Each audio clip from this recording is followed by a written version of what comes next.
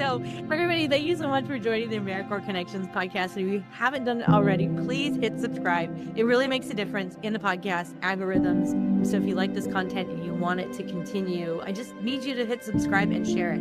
I think there is an element of identity for the local community. And that is certainly something like I would never go paint a mural in a community space that I didn't engage with the community heavily first, right? I need to learn about you and what your values are and what particularly resonates with you about this place. And then my job is to create an aesthetic experience of that, right? My project ended up being getting a youth center started. And fortunately, because of AmeriCorps, I had a lot of experience with what youth centers were. I mean, I worked at Suzanne Big Crow and did all these really cool Boys and Girls Club, great connections to reach back and say, how do you even start this, right? And so I was constantly sending emails back to my AmeriCorps connections to see how. Welcome back to another AmeriCorps Connections podcast, our regularly scheduled program. Thank you so much for everybody who was interacting during Volunteer Week. This has been so exciting. And we have Rok back for a full interview to really do a deep dive on your service and what you're up to now and what brings you full circle and I don't know, what charges you up. So Rok, I'm just going to let you take it away with all things AmeriCorps. Yeah, fantastic. So hi, everyone. My name is Rok Locksley. I've served in AmeriCorps twice, and I served in the Peace Corps twice. I don't know. I guess I like doing things over and over again. Both of them were my two AmeriCorps services. I served in NCCC from around 2003, and then I also served in State National in 2023. So that one was 20 years apart. And then my two Peace Corps services were 10 years apart. So a lot of introspection and thought in between those. Wait. Okay. All right. I feel like we're timing children here. Okay. Your first service year was NCCC, so you had to be before 26, right? So you were. I went into NCCC at like 24. 24 years old. Yeah. Okay. I wanted to do it just before, like when I graduated high school. Parents were like, no, you should really go start college. I should not have. I should have joined AmeriCorps NCCC because my first year was rough. But then as soon as I graduated, I signed up and went into NCCC. Where'd you, so where, tell us a little bit about your NCCC year. It was amazing. I served based out on Denver campus, in the old campus, which is a little bit different. I live in Denver now, and I've actually visited that campus. And I was under Von Kottman, who is this leader for Sun. And I was in Sun 1, and then I got moved around to different teams throughout it. But being based in Denver, at that point, we had a huge territory in the Midwest. And so I did 5 or 6 projects. First one was in Castroville, Texas, where we rebuilt the city park after it flooded. And then I did a bunch of murals there because I'm an artist and that was in my wheelhouse. And then I worked on the Rok Locksley Reservation in South Dakota, Pine Ridge. And we worked at a Boys and Girls Club there, Suzanne Big Crow Boys and Girls Club. That was amazing. I taught art there. There's a pattern. And then I did after school programs in Indianapolis. I guess at what I was teaching in these after school programs. I feel like it may have been art. It was definitely art. Yeah, we were definitely drawing. We got called on disaster relief back when we had partnerships with the Red Cross. I was in Birmingham, Alabama. We did that for about 2 months. And then I came to Boulder, Colorado, so not too far from where our campus was.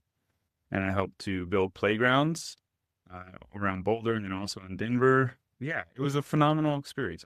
I loved every minute of it. And it really changed me. You know, the NCCC rotation of you're with a group of people, you move to a new project, they've asked you to be there, and then you kind of figure out where you fit into this new project and if it's a finite project or ongoing. And there's just so many like little puzzle pieces that really expanded my social skills way beyond what college had done or anything else had done for me. So it really set me up well for the rest of my life, especially in terms of compromise and working with people who were very different from myself that I'd never encountered before.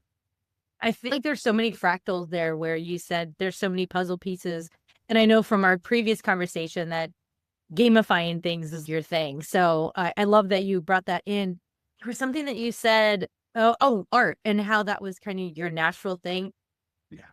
I love that during a service year. And I felt this during my service year. I did not do NCCC.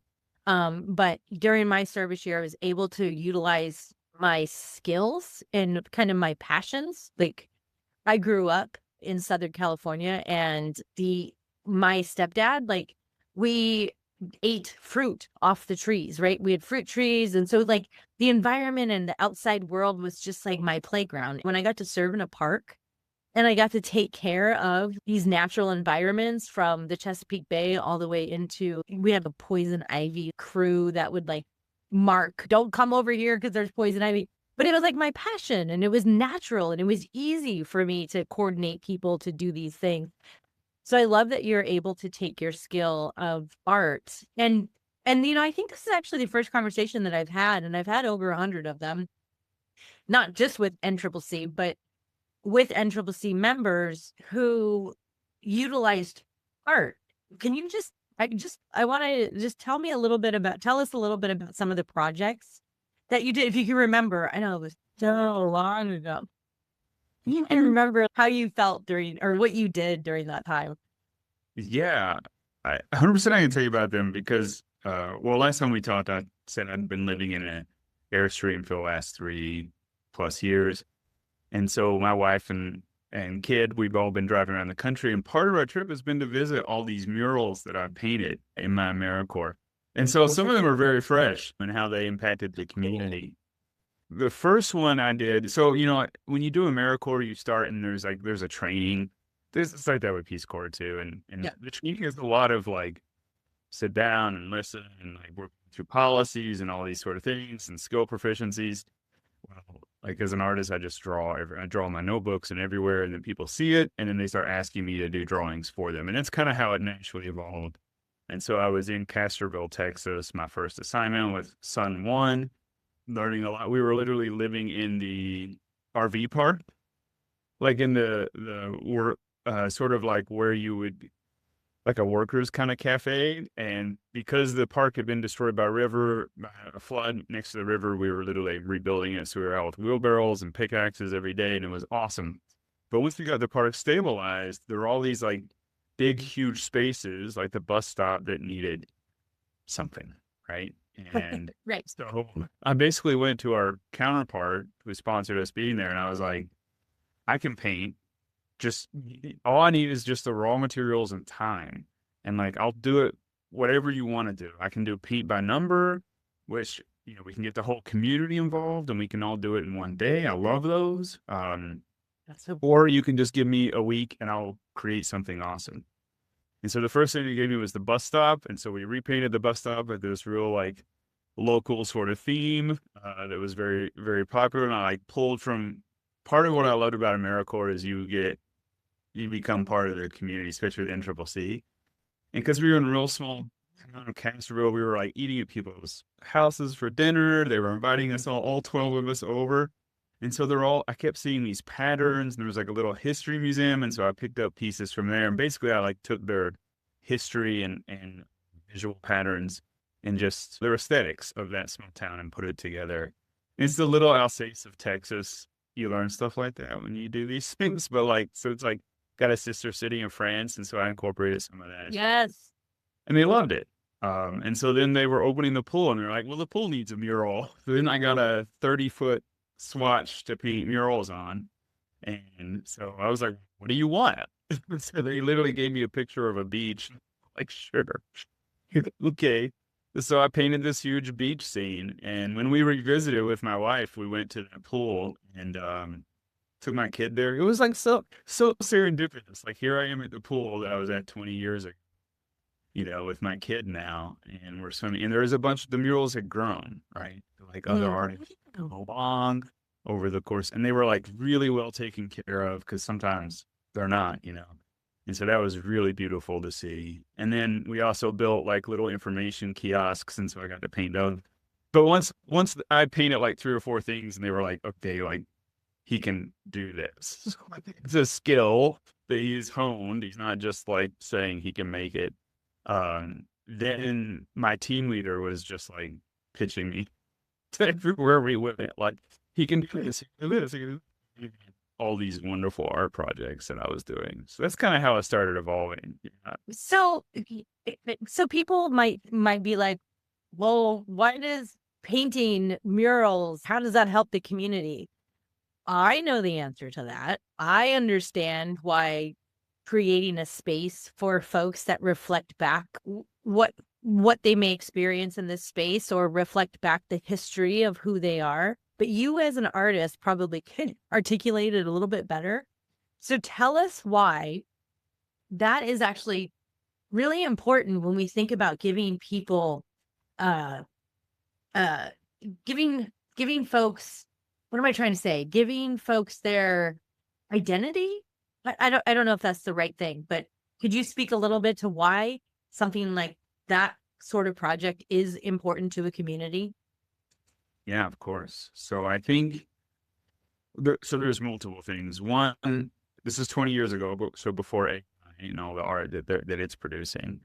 And so it wasn't like at everybody's fingertips to be able to design something. So a lot of times people would have an idea, but be unable to execute unless they hired a professional artist, who are very expensive and probably not in the towns that we were living and working in.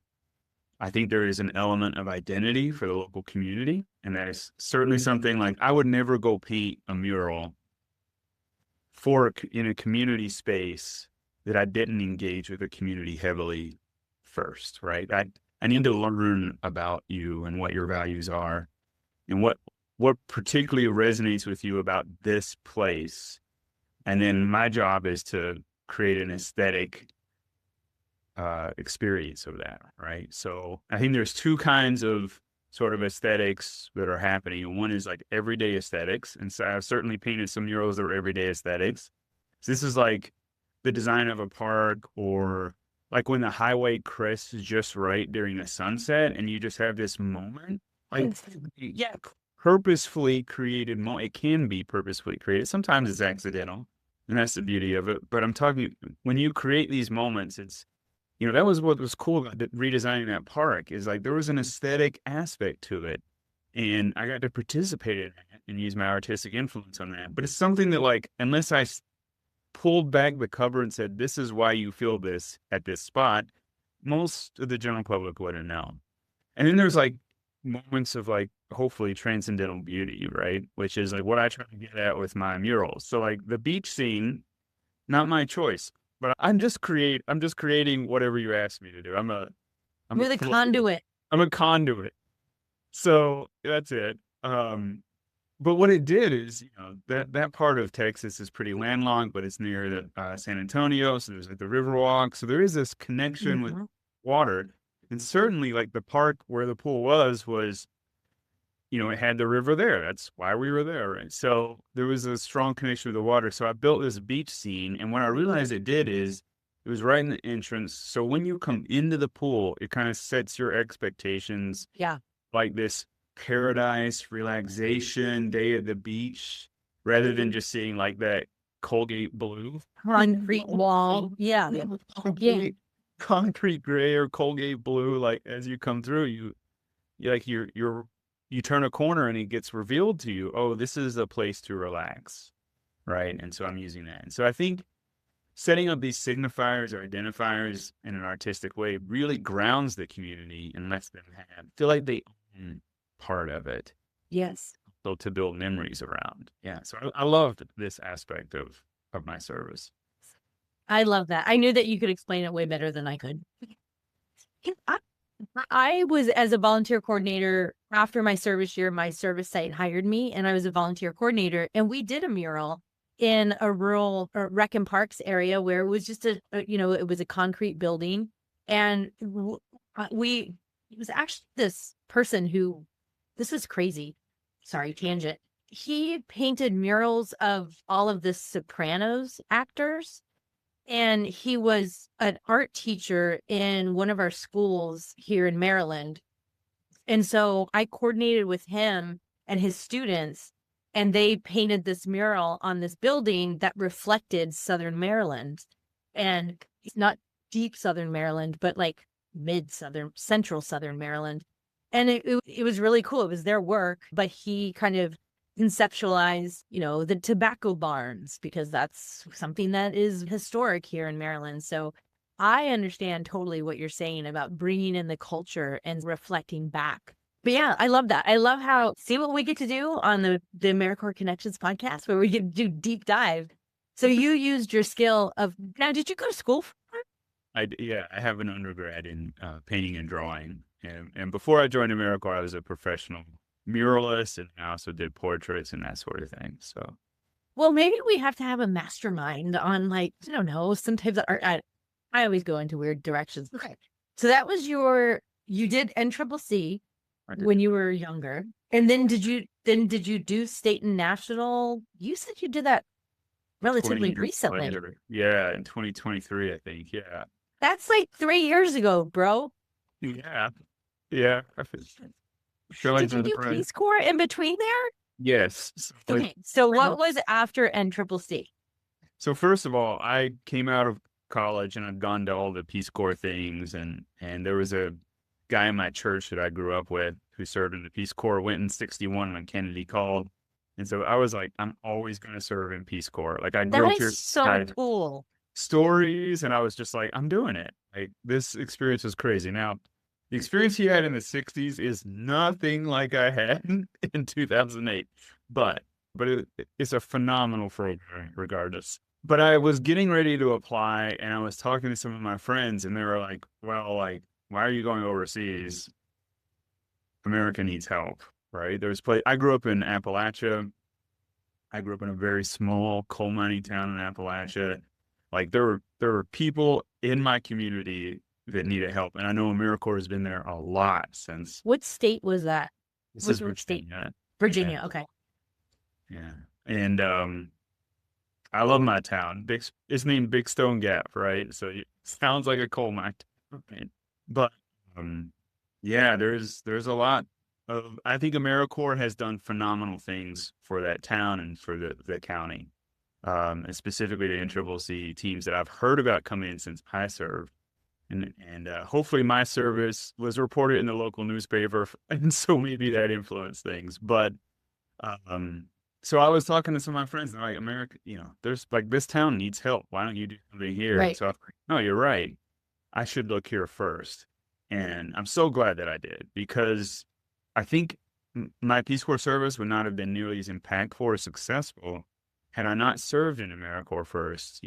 There was one component, which is like just the cultural exposure I had in AmeriCorps to Americans with very different ideas and lifestyles and values than what I grew up with or was ever exposed to.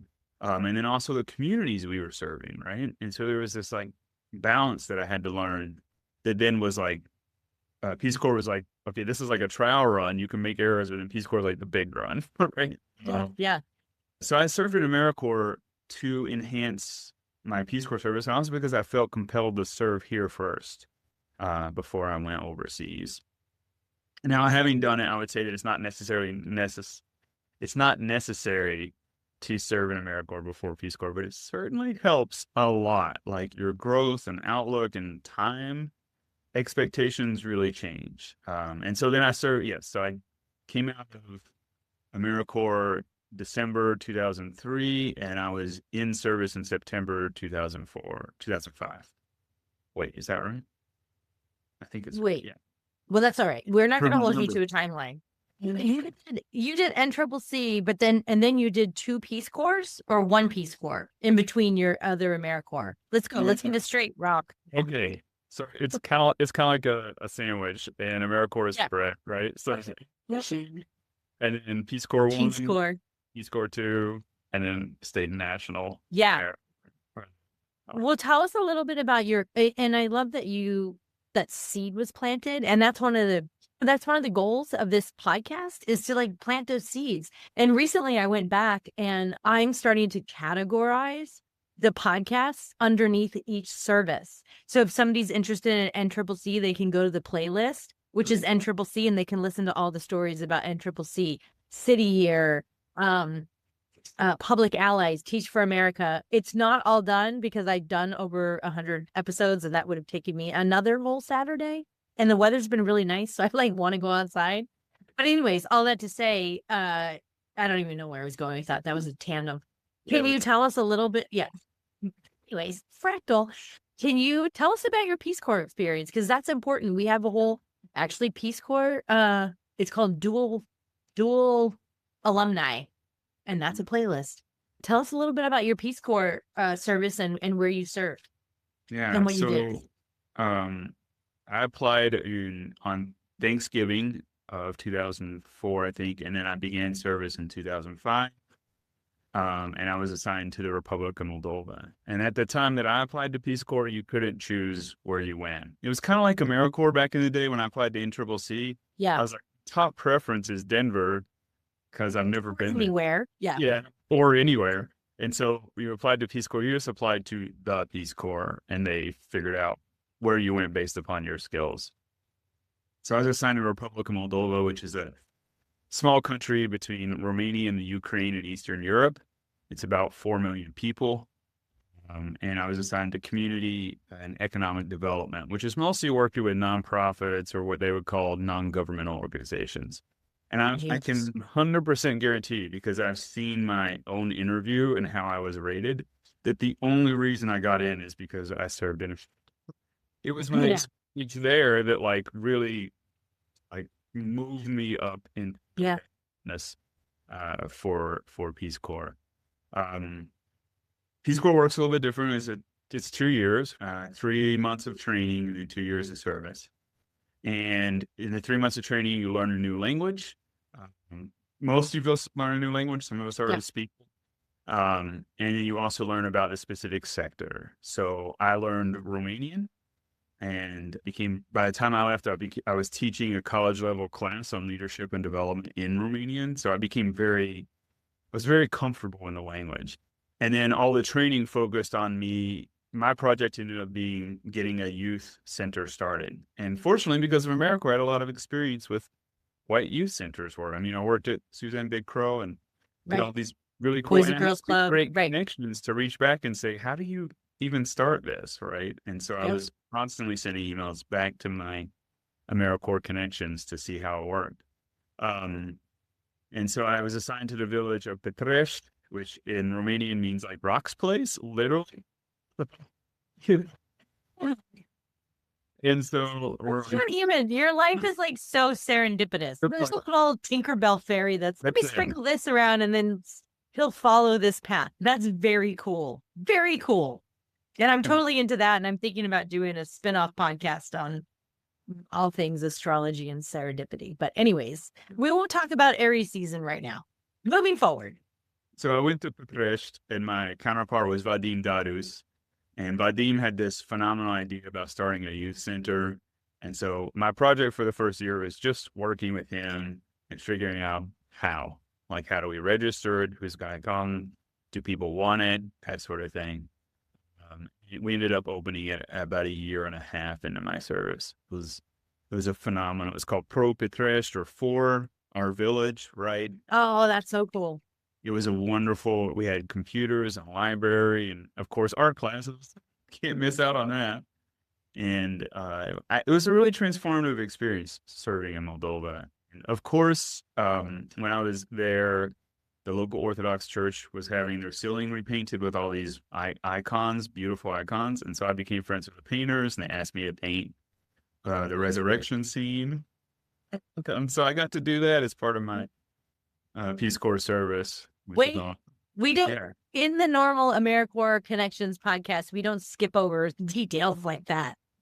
So if we went there, if somebody happened to be there, you literally painted on the ceiling the resurrection scene of Jesus Christ. Yeah, if you go to Petrest, the village of Petrest in Raion Ungheni region, sort of like county Ungheni, It's a small village, like 4,000 people, I think. You can go meet Father Levi, and everybody thought I was his brother because I had a beard, and like Orthodox priests have beards. And so I became friends with the painters, and they gave me an icon. They just said, put it up there. And so, yeah, you can go look at it. It looks the same. But I did, when I was painting it, Iwan, the painter, he was like, I was like, what if I make a mistake? He's like, I'll just paint it pretty. Well, most of what I put up there is right on. But, iconography has very strict rules. So. Yeah. Got you. Sorry, I took you off. That's all right. Wow. I love my job. I love my 5 to 9 job. I learned so much. So you were doing economic development when you went to, I wrote down, it's not Mongolia. Moldova. Moldova. Okay. Moldova. Okay. So tell us a little bit about interacting with the community members and anything that you did economic development. I don't know. I only know from chatting with the 5 Peace Corps members and a handful of other Peace Corps members that sometimes momentum takes a little bit of time in Peace Corps. And again, it goes back to what we talked about when you're creating a mural, right? You got to learn the community. You got to learn the community before you start to implement these ideas. So about the sketches, you got to have an idea of what they have. Yeah. So tell us a little bit about the impact. Did you do Peace Corps back to back? I did not.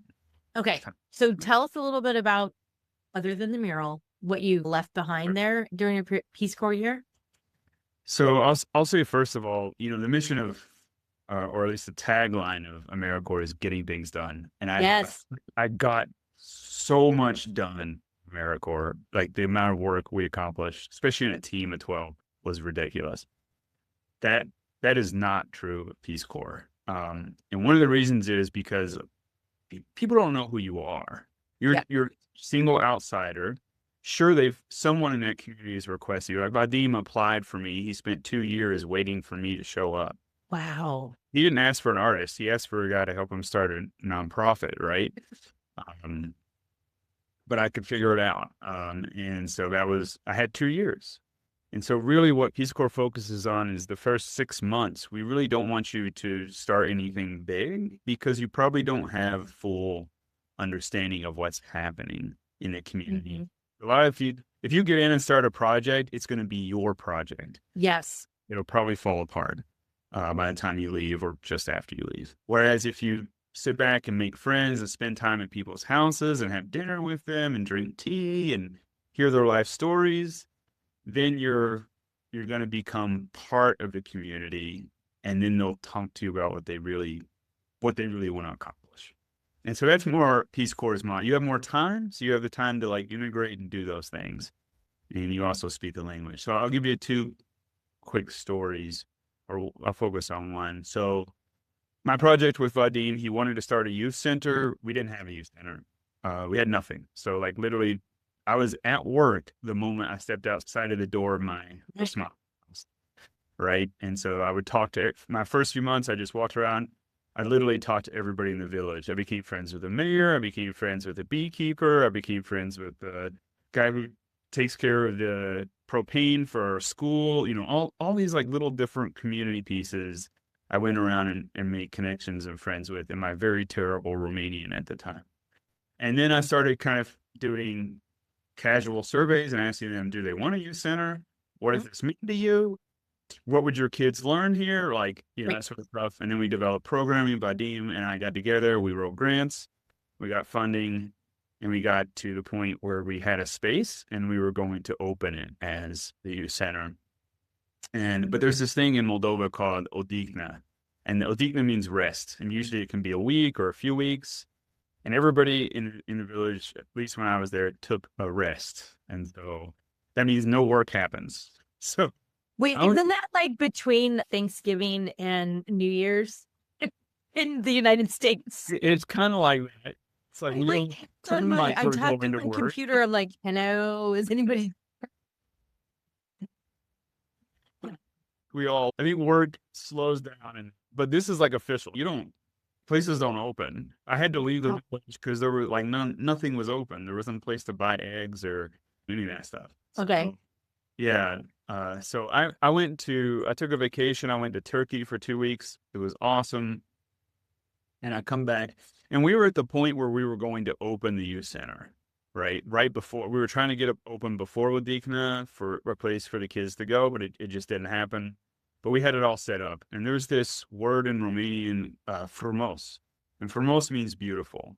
Whenever you do anything public, it should be frumos, right? So if you invite people over for dinner, things need to be said in a very specific way.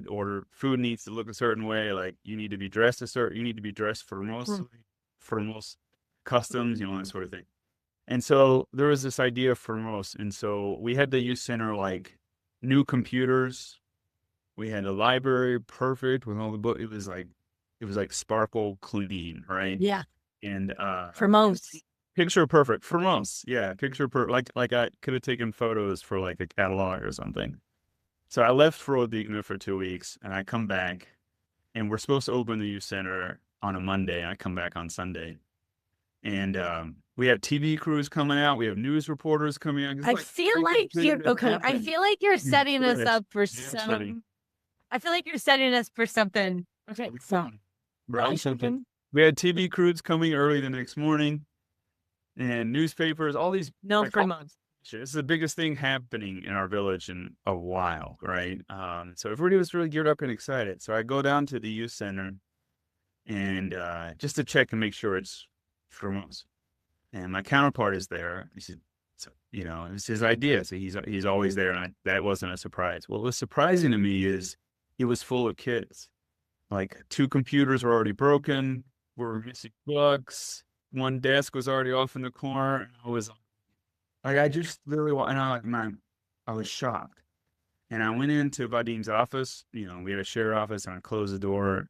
Hey, Vadim, this is not for most, man. Like, you've already broke 2 computers. For most. We've got TV crews coming tomorrow. Like, what are you doing? And Vadim looks at me, and he was like he dressed in like a tracksuit at the time, red tracksuit, white stripes.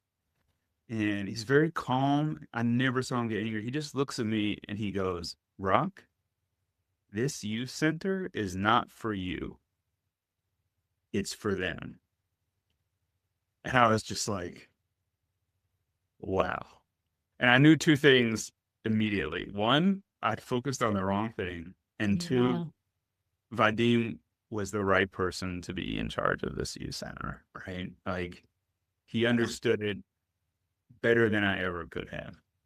And I just sat back and waited until the kids left, and then we cleaned for most. But yeah, that was a very pivotal moment in my Peace Corps career when I realized the difference between what I was building for me versus what is the true need of this community, right?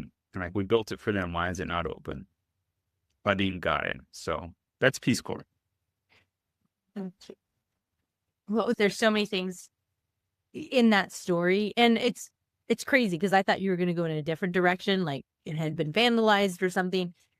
But then when you said for them and it's not for us, that's where we sometimes in service can lose the purpose of service, whether we're volunteering or whether we're doing national service, where we're serving for others. And it goes, okay, I think you're going to follow me with this. It goes back to, I think it's the Buddhist tradition of letting go of the outcome, right? You focus on doing the thing, but you're not attached to the outcome because the outcome actually doesn't involve you. You're just doing the thing. Does that settle with you at all? Yeah, I think it comes back to what you used the perfect word earlier, which is conduit. We're just a conduit for what the community wants and needs. It doesn't need to go through my bias or judgment or all those. It just needs to be how it serves them. And that's a really hard point to get to and to understand. I think it's a hard point to understand, especially in and I'm not going to get weird, but in the US capitalist sort of individualist frame of mind, where some people want to be recognized for that initiative, want their name on the building, want to say, I'm putting this monument up for myself or whatever, when really it's just like, I'm going to set the stage and whatever happens. And when we can drop into this, it's not about us. It's about it. Okay, I'm not religious, but people wake up and say, let God work through me, right? Let the Spirit work through me. And it's about going through your day and doing just what's best for others. And what's best for others oftentimes is best for yourself. And you get energy from that, because I don't know about you, but I love opening doors for other people. I'm like, come on in, meet these people, let's do this thing. Sorry, I'm going on a tangent now, but that's so cool. And what an amazing lesson to learn relatively early in life too, right? Well, relatively, yeah. But I mean, that's why you do stuff like this. Yeah. You cannot learn these inside a bubble or inside your comfort zone. No. You have to leave in order to have these experiences. And like you can get something out of reading them and hearing about them, but until you go have your own, you just have to understand it on a whole deeper level. Yes. And So there was my very first interview with Kate Norton, and sorry, Kate, I always revert back to she was an NCCC member, and it was funny because, well, whatever, people can go watch the episode. I'll link it. But she said she had to keep, or maybe, anyways, somebody I interviewed, they said they had to keep moving the goalposts out of their comfort zone, right? During their service year. It was like, okay, I don't know how to do this. And then they could do it. And then they moved the goalposts. It was like, I don't know how to do this. And then they could do it, or their comfort zone, or what they were comfortable with. And that's what I don't know. It sounds like throughout your Peace Corps year, and then also your AmeriCorps year, that was something that you experienced. yeah, so in the Peace Corps, we use a training model that talks about your comfort zone, and like concentric circles that get larger. Yeah. Kind of looks like a target, and the center would be your comfort zone. And like everything that's fine there is going to be fine until life changes. Yeah. And you have to deal with it. And then the first circle out is your fear zone, right? So when you first leave it, you're afraid. And that's often why most people don't leave it. They don't, because they're afraid of the unknown or what might happen. And I find that programs like Peace Corps and AmeriCorps give you a safe and accessible pathway to leave that comfort zone. You don't need money. You don't need friends. You don't need to know the language. We will provide the resources for you to be successful doing this. But once you leave that fear zone is actually a lot thinner than you think it is. The big zone is learning and growth, right? Yeah. So once you get through the learning, you can get into the huge zone I right? But you can't just go from comfort to growth. Yeah. You got to pass through the different ones. And so I think I love these structured programs that push us to get into our growth zones. And I think one of the reasons people do stuff like this is because they recognize something is wrong or something they don't agree with in their life, world, or community, but they don't have a pathway or know what to do to correct it. And I think if at the least, maybe you can't correct it, but you can grow as a person. Yes. To be able to like manage that, Well, and that's all we actually have control of, is how we grow as people. Because if we don't change, then we can't change anything exterior. We have to change within ourselves, which we do have power and autonomy over. We can look at a situation differently. It's not about reacting. It's about responding. It's about taking it in. And the only thing we have really is the way that we exist in this world. So if we can empower and change the world if we empower and change ourselves. Right. Yeah. Be the change, right? Be the change. Okay. So we're being super esoteric, and if people want to, I don't know, meditate with me tomorrow, I usually do in the mornings, but to totally switch off of that to Peace Corps. And then, so after your first Peace Corps year, what did you do after that? I came back and I Or was, after your 2 years, sorry. yeah, so I actually served 3 years. My third year, I was what's called a volunteer leader, like Mm. train new incoming volunteers, get them kind of acclimated. And the idea was for me to pass off the knowledge that I've learned to the new volunteers. And really the tricky part there was to change their American predisposition to like, this is a job and I have to accomplish this and I have to get high marks because there's no feedback loop in Peace Corps. Like, And when I did this special Peace Corps series where I was interviewing Peace Corps members who were both alumni of Peace Corps and AmeriCorps, what was the word for rest? Odikna. What is it? Odikna. Yeah, I will tell you, I don't know, maybe I'll have to find it in every podcast.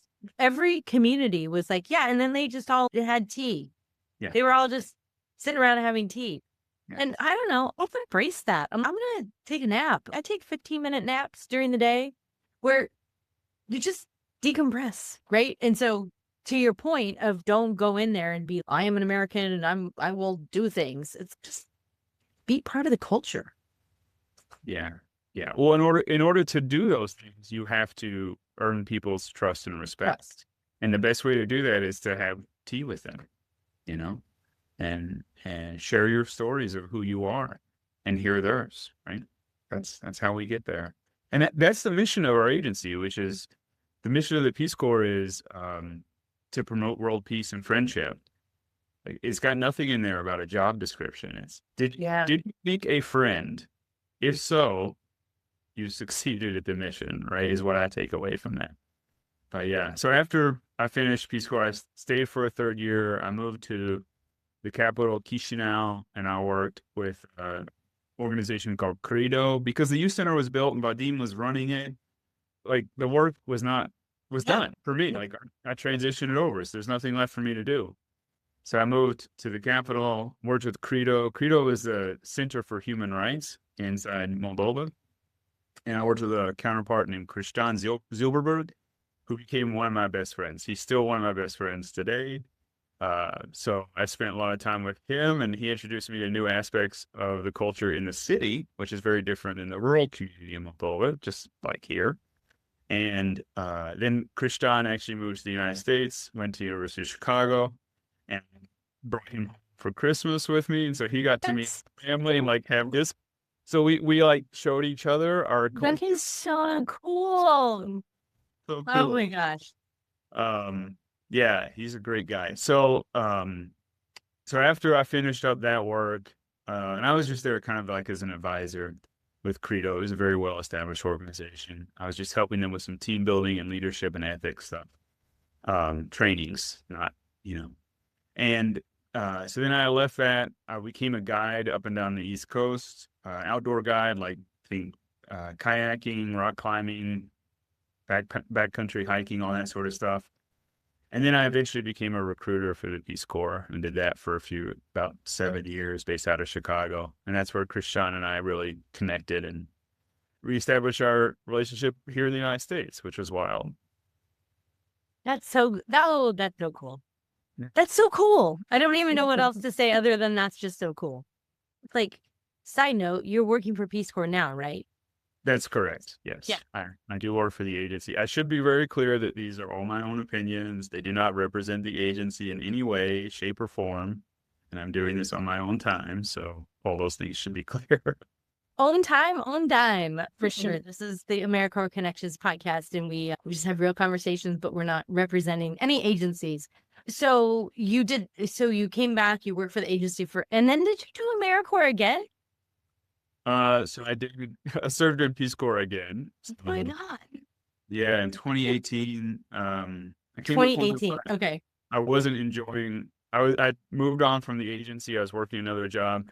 I wasn't enjoying it. I got married in 2016 on the Appalachian Trail, actually. So we're big outdoors folks. But she was also at a point of transition, and I was like, let's just pick. We met in Costa Rica, although she's from Michigan. And I was like, let's just go back to Costa Rica and travel around the world for a year. And so we left the United States to travel for a year. And we went to Costa Rica. And 4 months later, we're still living in Costa Rica. And we're doing community development work. Like I'm living in a town called Serapiki, and I'm doing like river advisory board stuff. And I thought we should just join the Peace Corps. Like, what am I doing? Like, at Yeah. least then we'll get free medical care and language Right. support, right? So we applied, got in, and we went to the Philippines together. And we served there from 2018 until 2020. Yeah. And it was amazing. And then when I came back, one of the benefits that Peace Corps has is they have master's programs benefits. So I took advantage of that, and they actually paid me to go to graduate school. And as an element of that, I served in AmeriCorps State National in 2023. After I earned my degree, I served for about 11 months in State and National. I think this is information that AmeriCorps members need to know about the dual aspect of Peace Corps and the perks of serving in Peace Corps and also AmeriCorps. The only other, I had no idea that Peace Corps actually had a master's. I'm probably going to get the number wrong, but like 300 universities around. Oh, get it out of town. Like, there's even an art program, even though I didn't do that one.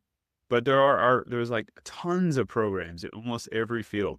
It's one of the best benefits that like hardly anybody knows, and it's for your life. So like there's no time expiration. I can go back again if I wanted to and get my grad school paid. Okay.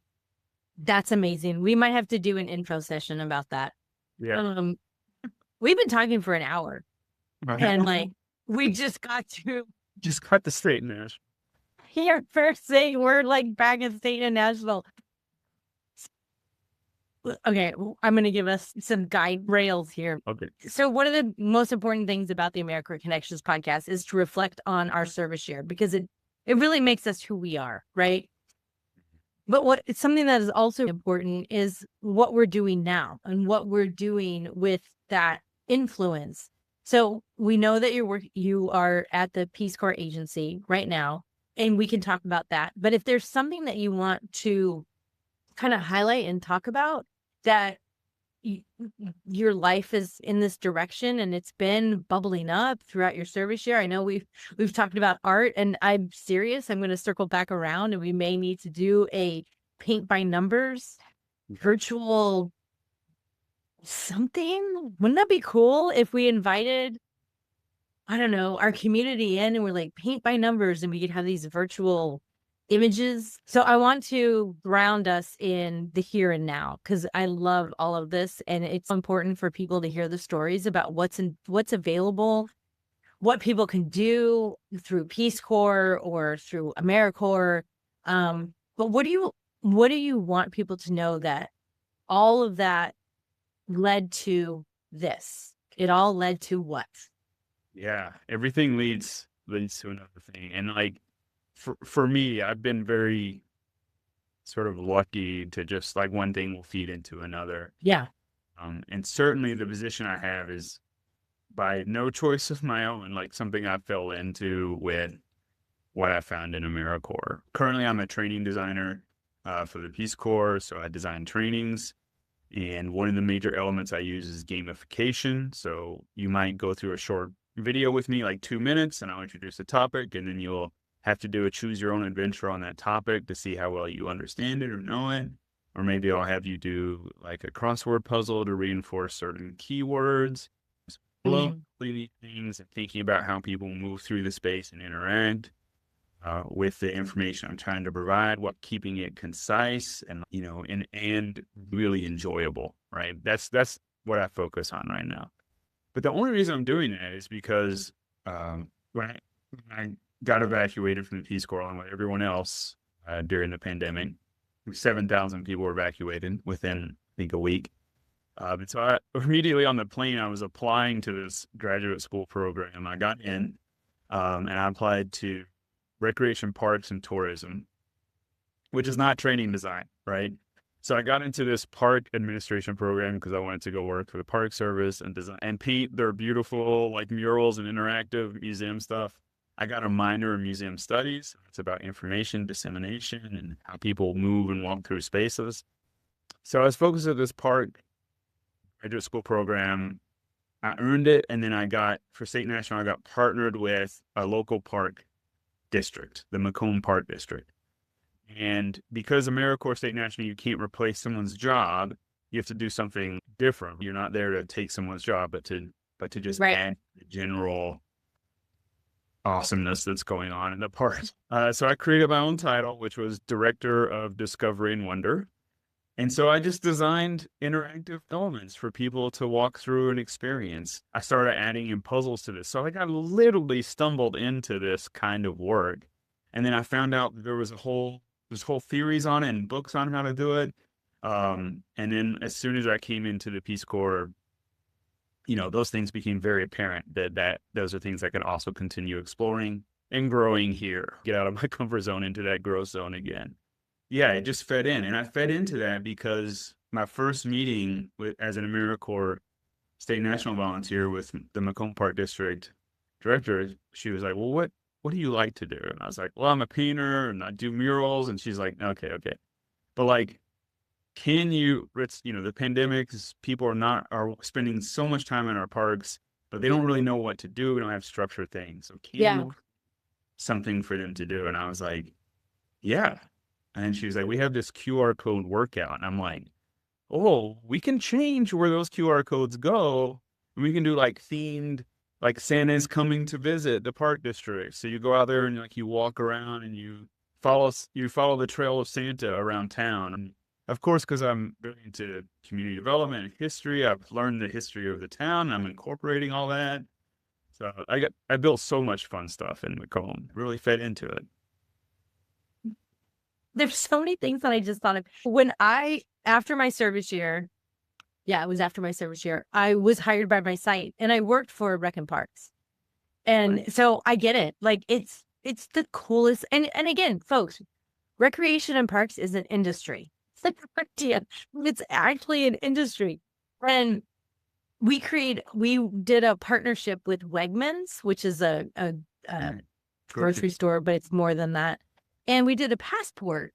And so everybody could pick up this free passport and then they would go and they would, rub their passport on the QR code or whatever it was to show that they went to all of these stops. It was the coolest thing, but it was to get people exactly what you said.